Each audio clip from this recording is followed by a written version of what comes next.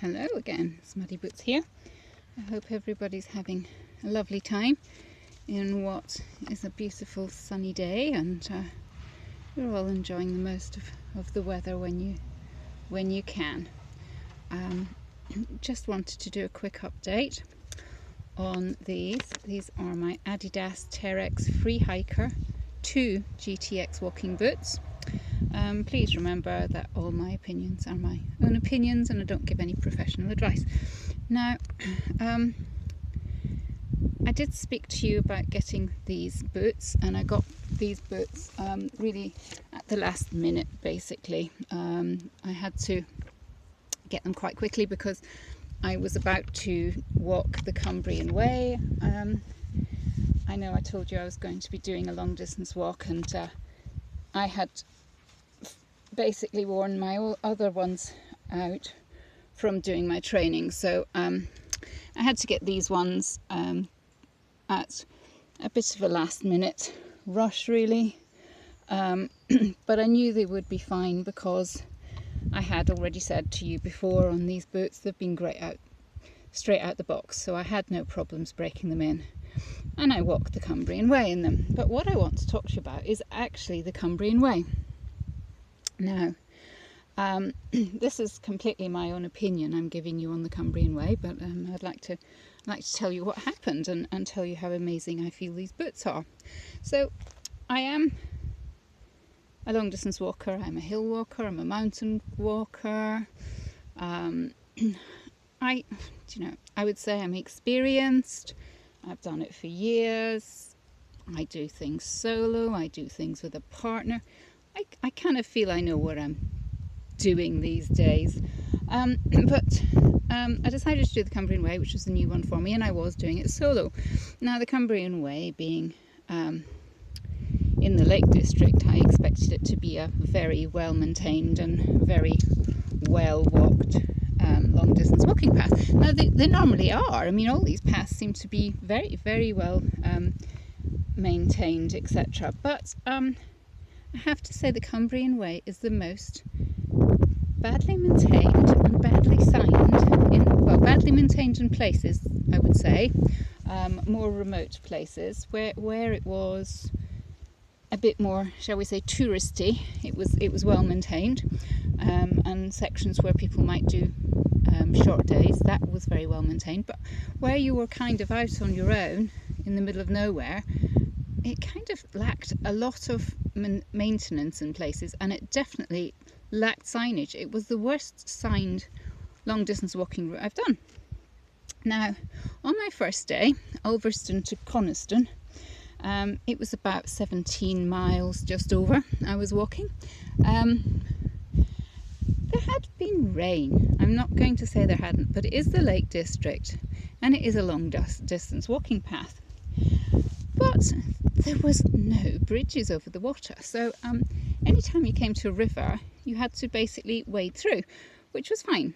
I was over my boots in water on more than one occasion trying to get through rivers. I mean, it was these boots, so these boots are waterproof, but they were, filling up with water because it was up to my knees, I'm talking, over my boots. So there was no way of keeping the water out, which is fine. I could just wring out my socks and carry on, and which I did.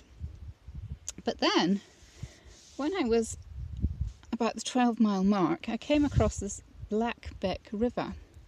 Now, there was no bridge, there were stepping stones, the water was rushing down it. It was too wide to try and jump. It was, for me, it was too wide to try and jump. The stepping stones were flooded, and when I say flooded, about a metre and a half over the stones, I would say. Anyway, thigh high over the stepping stones in a rapidly flowing river. So I thought I was completely stuck, so I actually had to contact my husband with my what 3 words, which, should anyone be walking this, the what 3 words for that spot is impaled, highlight and later, or anyone who may fix the situation. there really has to be a bridge there. Now, I'm sure people will say, you know, what were you doing out after there'd been rain? But it's the Lake District, there's always rain. You can't go when there's not been rain and there's a bit of flooding. So this seems like quite a ridiculous situation, because I was close to actually phoning and getting rescued. I was contemplating, shall I phone and get rescued? Shall I turn around and go the other way, which was going to take me hours? What shall I do? But luckily enough, someone came along just at the right moment. Now, they were much taller than I am and much younger than I am, and he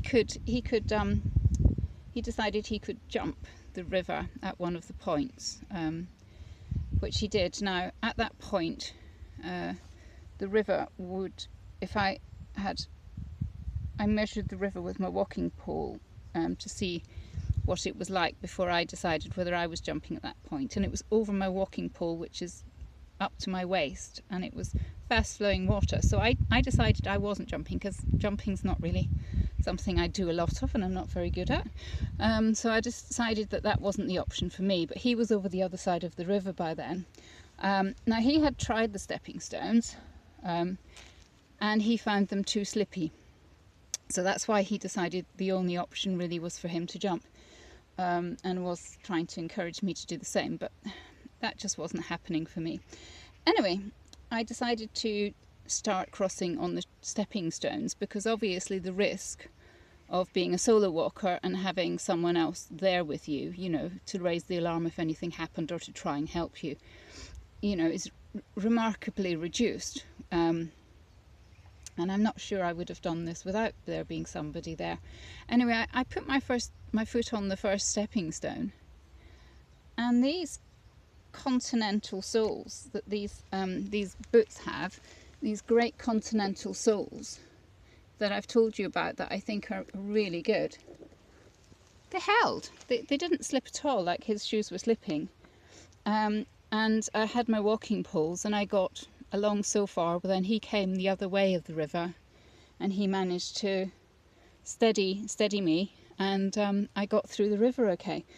But I really think, how many call-outs does it take before you've got the price of a bridge? I would think about one, and I really think they should be considering their maintenance on that. So I'm sorry if I'm just having a whine about my long distance walk and the maintenance and the signage that it's undergone, and not really talking about the boots. But